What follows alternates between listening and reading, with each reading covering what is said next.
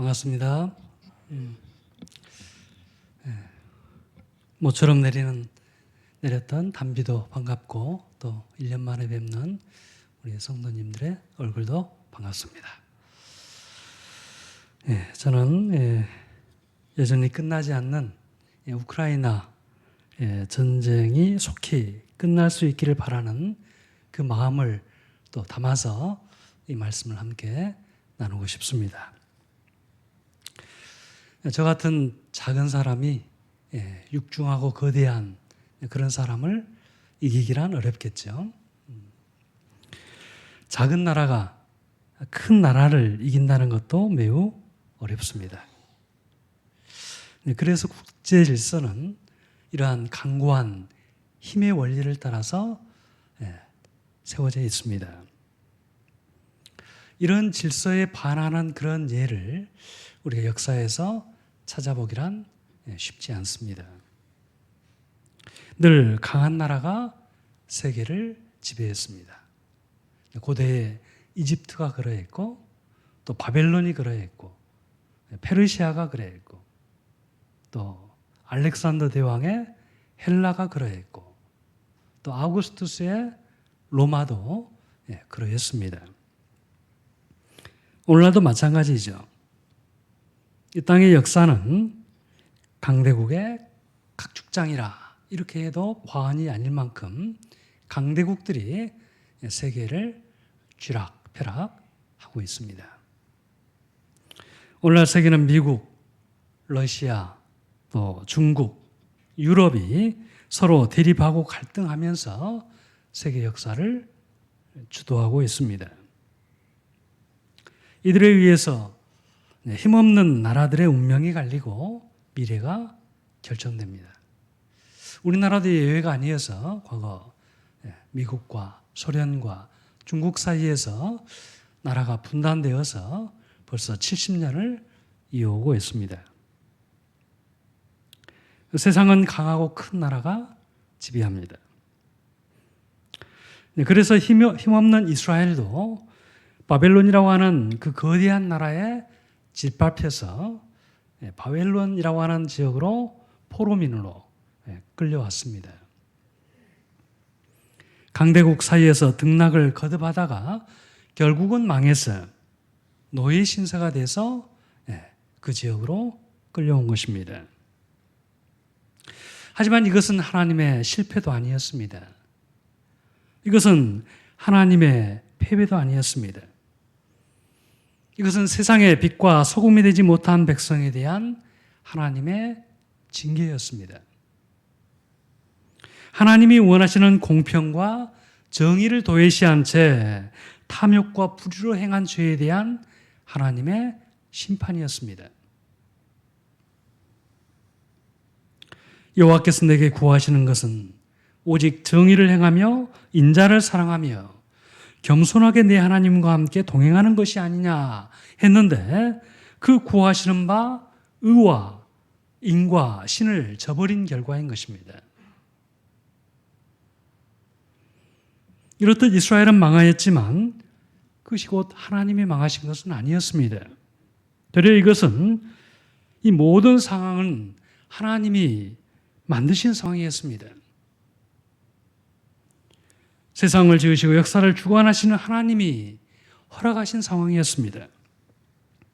이스라엘의 실패를 도구 삼아서 그 먼 이국 땅 한복판에서 자신의 영광을 드러내시기 위한 하나님의 섭리였던 것입니다. 하나님은 이국 땅 바벨론에서 그 당신의 영광을 증거하시기 위해서 이 느부갓네살이라고 하는 왕에게 한 꿈을 꾸게 하십니다. 꿈을 꾼 그 자신도 그 꿈의 실체에 대해서 파악하지 못할 만큼 매우 두렵고 무서운 꿈이었습니다.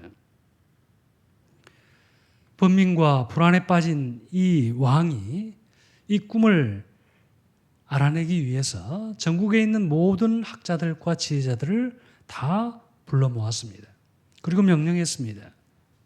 내가 꾼 꿈을 알아내고 해석해라. 그러나 어떻게 왕이 꾼 꿈을 어떻게 알 수 있겠습니까? 본인도 모르는 것을 어떻게 다른 사람이 알 수 있겠습니까? 더군다나 하늘에 속한 하나님께서 주신 일을 땅에 속한 지혜로 알 수는 없는 일이겠죠. 그래서 그 누구도 그 꿈을 알아내지 못합니다. 이 왕은 명령합니다. 이 모든 쓸모없는 것들을 다 잡아 죽여라. 이 왕의 한마디에 이제 그 많은 사람들이 일거에 죽을 그런 상황에 놓이게 되었습니다.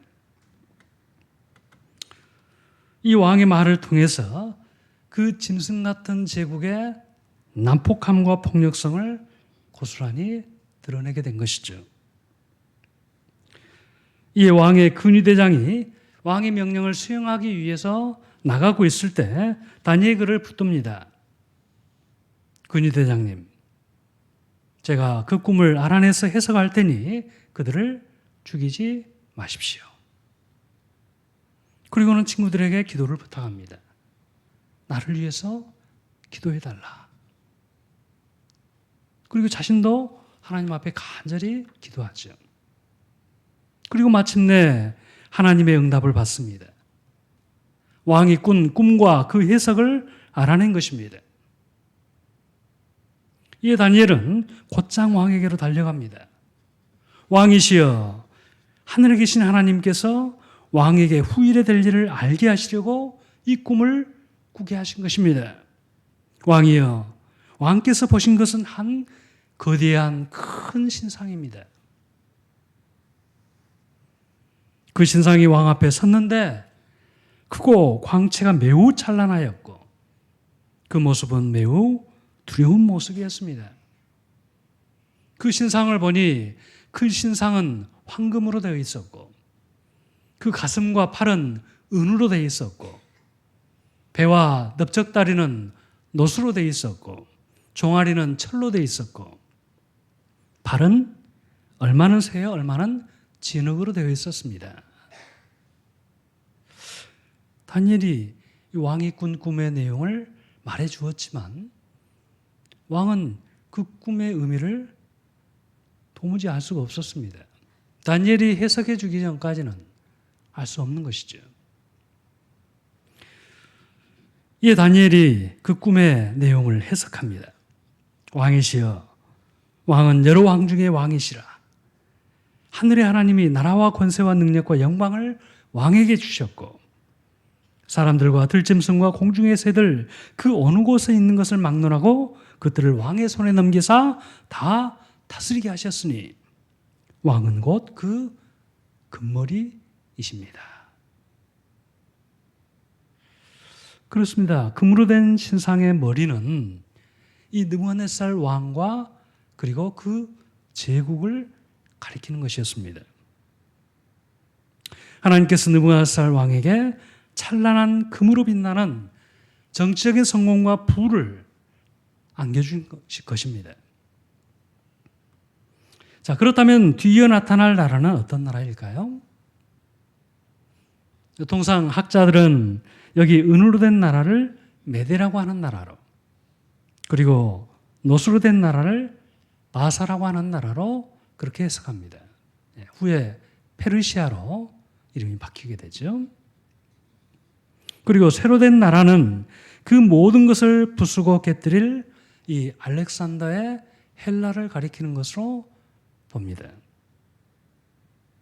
그 파괴적이고 침략적인 성격을 철로 묘사하고 있는 것입니다.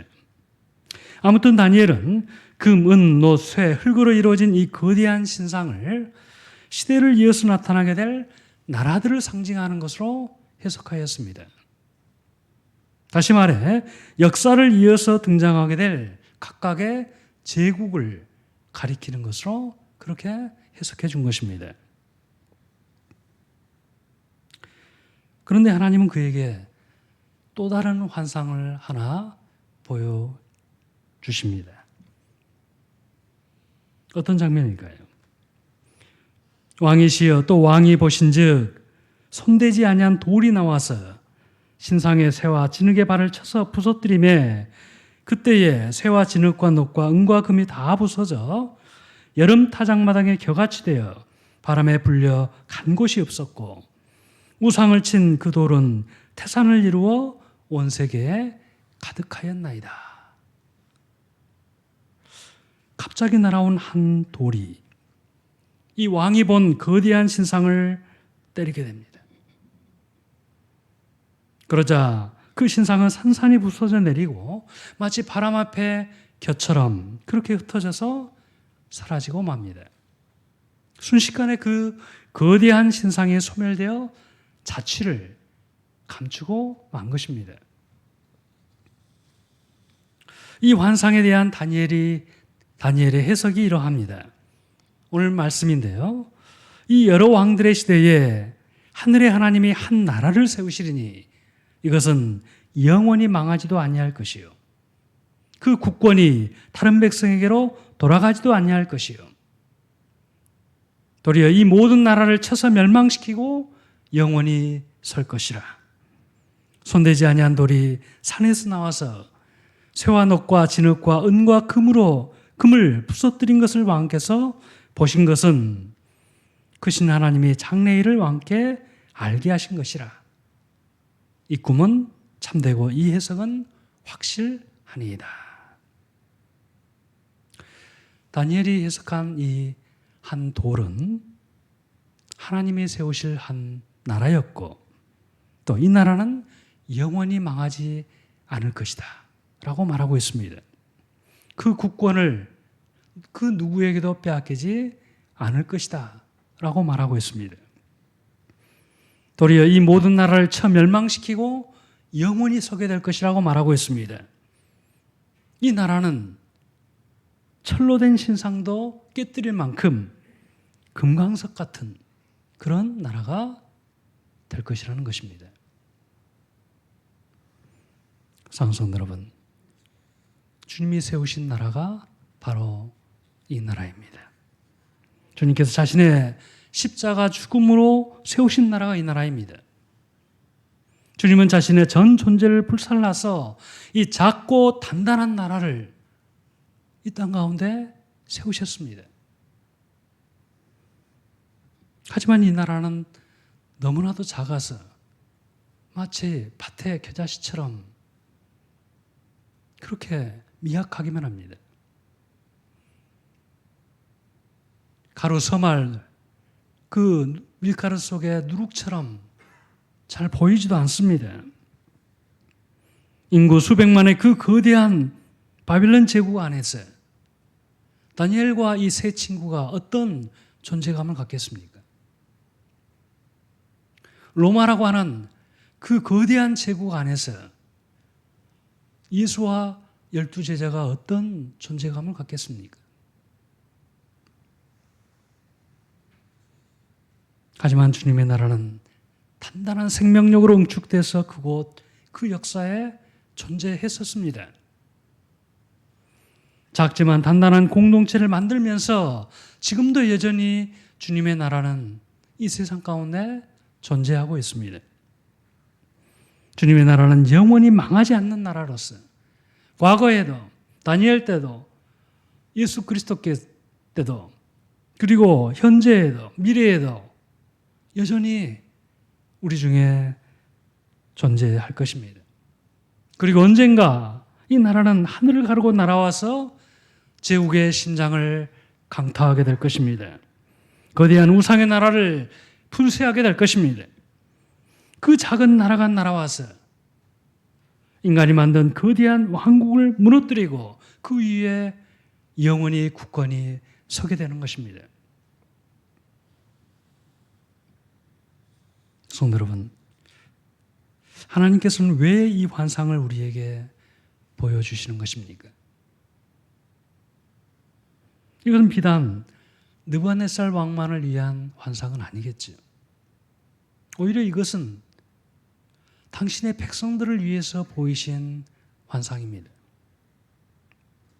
바벨론 포로 잡혀온 그 백성들, 머나먼 이국 땅으로 유배를 당해서 끌려온 백성들, 그 거대한 제국 앞에 스스로 작고 초라하게 느낄 자신의 백성들을 격려하고 위로하시기 위해서 이 환상을 보여주신 것입니다. 하나님께서 기대하시는 바가 뭘까요? 당신의 백성들이 이 환상을 보면서 꿈을 잃지 않는 것입니다. 하나님 나라를 포기하지 않는 것입니다. 그 진창 같은 포로 생활을 하나님이 주신 이 환상을 붙들고 희망을 가지고 꿋꿋이 버텨내는 것입니다. 거대한 신상의 나라 앞에 위축되지 않고 그 거대함에 눌리지 않고 의연하고 당당하게 그 땅을 살아가기를 바라는 마음에서 하나님은 이 환상을 보여주신 것입니다. 성도 여러분, 지금 교회는 여기 바벨론 포로민과 같은 신세가 되어가고 있습니다. 어쩌면 되었습니다. 교회는 지금 세상의 중심으로부터 자꾸 밀려나고 있습니다. 세속주의에 포박되어서 유배를 당한 것처럼 보입니다. 한때 기독교는 유럽과 또 북아메리카 사회에서 중심적인 위치를 점하고 있었습니다. 중세 이후로 근대에 이르기까지 그 영향력은 결코 작지 않았습니다. 교회는 국가의 정책과 또 사회적 논의의 중심에 서서 늘 힘있는 메시지를 냈습니다.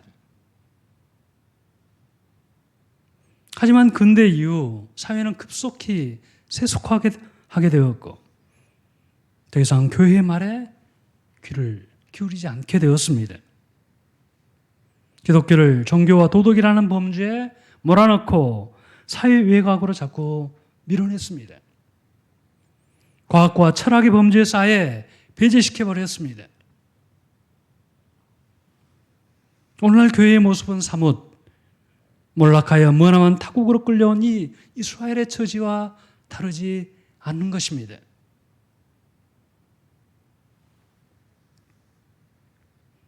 이에 반해서 세상 나라는 갈수록 너무나 거대해져 가기만 합니다. 마치 엄청난 크기의 금신상처럼 우리 앞에 딱 버티고 서 있습니다. 그렇다면 오늘날 우리에게 있어서 이 신상은 어떤 의미를 갖는 것일까요? 바벨론은 그 당시에 역사를 이어서 등장하게 될 제국으로 그렇게 이 신상을 해석해냈습니다. 오늘 우리에게 이 금신상은 어떤 의미를 우리에게 갖게 하는 것일까요? 어쩌면 이 신상은 브루그만의 말처럼 과학기술 만능주의라고 하는 금머리를 가진 신상이 아닐까 생각합니다. 과학과 기술이면 인간의 모든 문제를 해결할 수 있다고 믿는 그 신상. 인간이 원하는 진보를 이 과학과 기술이 제공할 수 있다고 믿는 그 신화와 같은 신상. 인간이 해결할 수 없는 이슈는 없으며 인간의 모든 문제는 이것으로 충족 가능하다고 믿는 그 신화와 같은 신상을 의미하는 것이 아닐까 생각이 됩니다. 과학으로 이룬 성취를 마치 빛나는 머리만큼이나 과시하는 그런 신상인 것입니다. 또한 이 신상은 소비 전능주의라고 하는 은으로 된 가슴과 팔을 가진 신상이 아닐까 생각합니다. 네가 원하는 것을 가져. 네가 원하는 것이 곧 필요한 거야. 라고 하면서 끊임없이 우리 안에 소비의 충동을 불러일으키는 그 소비의 욕구의 충족을 통해서 거기에서 자기를 발견하려고 하는 그런 신상이 아닐까 생각이 됩니다. 나는 소비한다. 고로 존재한다. 이것이 어쩌면 우리 시대의 그러한 모토가 되어가고 있는지도 모르겠습니다. 그래서 세상의 모든 자원을 가난한 이웃들을 생각하지 않고 독점적으로 자기의 소비의 욕구를 채우는데 사용하도록 끊임없이 우리를 부추기는 신상. 그것이 여기 은빛으로 빛나고 있는 은빛 가슴을 가진 그러한 신상이 아닐까 생각하는 것입니다. 또한 이 신상은 놋과 쇠로 된 다리를 가졌습니다. 이것은 어쩌면 군사주의 혹은 군국주의라고 하는 그런 다리를 가진, 그래야 천하를 짓밟고 다니는 그런 신상이 아닐까 생각이 됩니다. 부서뜨리고 파괴하고 빻는 힘으로 자신의 통치권을 확장해 나가고자 하는 그런 제국주의적 열망이 아닐까 생각하는 것이죠. 오늘날 미국이 보이고 있는, 오늘날 러시아가 보이고 있는, 중국이 보이고 있는 그 영향력 확대에 대한 욕구 말입니다. 그래서 이 군국주의의 다리는 빛나는 머리와 가슴을 수호하기 위해서 폭력과 압제와 파괴와 살상을 일삼고 있습니다. 저 우크라이나에서 지금도 전쟁을 멈추지 않고 있습니다. 교만하고 사납고 광기와 욕망으로 가득 차 있는 그런 모습이지. 바로 이러한 강고한 세계를 우리는 살아가고 있습니다. 감히 그 거대한 신상을 어떻게 해볼 생각조차 못하고 한없는 무력감과 미약함을 느끼면서 그저 바라보고 있는 것입니다.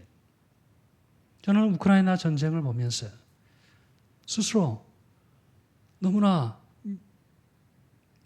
미약함과 무력함을 느끼게 되지 않을 수 없었습니다.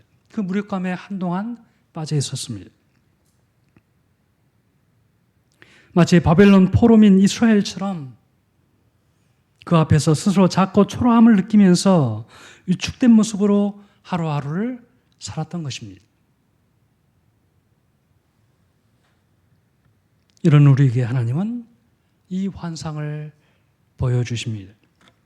손대지 않는 돌이 날아와서 신상의 심장을 강타하는 환상을 보여주십니다. 그 웅장했던 신상이 일순간에 무너져 내리는 그 환상을 우리에게 보여주십니다. 우상을 친 그 돌이 태산을 이루어서 온 세계에 가득한 그런 환상을 우리에게 보여주십니다. 그렇습니다. 언젠가 작은 돌멩이와 같은 이 나라가 하늘로부터 날아와서 거대한 우상의 제국의 심장을 강타할 것입니다. 공고한 시장 절대주의 시스템을 붕괴시킬 것입니다. 우상처럼 숭배되는 이 돈 숭배의 금신상을 파괴할 것입니다. 힘없는 나라를 짓밟고 다니는 그 거대한 우상의 나라를 분쇄할 것입니다. 인간의 영혼을 사로잡고 노예화시키는 그 모든 거짓 이데올기를 해체할 것입니다. 우리는 하나님이 주신 이 위대한 환상을 가지고 있습니다. 우리는 새 예루살렘이라고 하는 꿈 같은 미래를 가지고 있습니다. 주께서 십자가와 부활로 증거해 주신 이 강하고 돌 같은 강력한 나라를 우리는 소유하고 있는 것입니다. 그러니 성도 여러분, 후들거리는 다리를 굳게 세우시기 바랍니다. 압도하는 그 어떤 것에도 주눅들지 말기 바랍니다. 그 나라의 미래를 꿈꾸면서 살아가실 수 있기를 바랍니다. 과학기술 만능주의, 소비 전능주의, 궁극주의라고 하는 이 세상을 지배하는 이 각본에 휘둘리지 않고 하나님 나라 이야기를 여러분 가슴 안에 잘 담고 살아가시길 바랍니다. 비록 유배지에서의 삶이 고달플지라도 보여주신 환상을 붙들고 벅찬 희망으로 살아가는 것, 이것이 하나님께서 우리에게 바라시는 바입니다. 고난주간과 부활절은 바로 이 희망을 되새기는 절기입니다. 이 희망을 가슴에 담고 마음에 새기고 우리 영혼에 가득히 채우는 그런 절기인 것입니다. 하나님은 결코 포기하지 않으십니다. 하나님은 여전히 환상을 주시고 여전히 다니엘과 같은 일들을 세우시고 여전히 바벨론 한복판에서 당신의 영광을 드러내십니다. 여전히 신실한 당신의 백성을 통하여서 당신의 뜻을 이루어 가십니다. 하나님은 진정 우리의 삶과 역사의 참 주인이신 것입니다. 그러니 환상을 주신 하나님을 믿고 거대한 신상의 세계를 힘있게 걸어가시기를 바라는 것입니다. 아무쪼록 우리 모두가 고난주간을 맞이해서 거대한 신상과 같은 이 세상 나라를 파하고 영원히 우뚝 서게 될 그 하나님 나라를 소망하면서 의연하고 담대하게 이 땅을 살아가실 수 있기를 주의 이름으로 축원합니다. 기도하겠습니다. 자비로우신 아버지 하나님, 저희들은 너무나 미약하고 너무나 작기만 합니다. 세상 나라는 너무나 거대해 보이고 저희들은 늘 그 앞에서 위축된 모습으로 살아가기 쉽습니다. 이런 우리에게 하나님께서 끊임없이 환상을 보여주시고 우리로 하여금 의연하고 담대하게 이 땅을 살아갈 수 있도록 우리를 붙들어 주신 것을 감사합니다. 지금 하나님의 교회는 바벨론 포로로 유배되어 온 백성들처럼 어처럼 이 세상 가운데 포박되어 가고 있는 그런 상황입니다.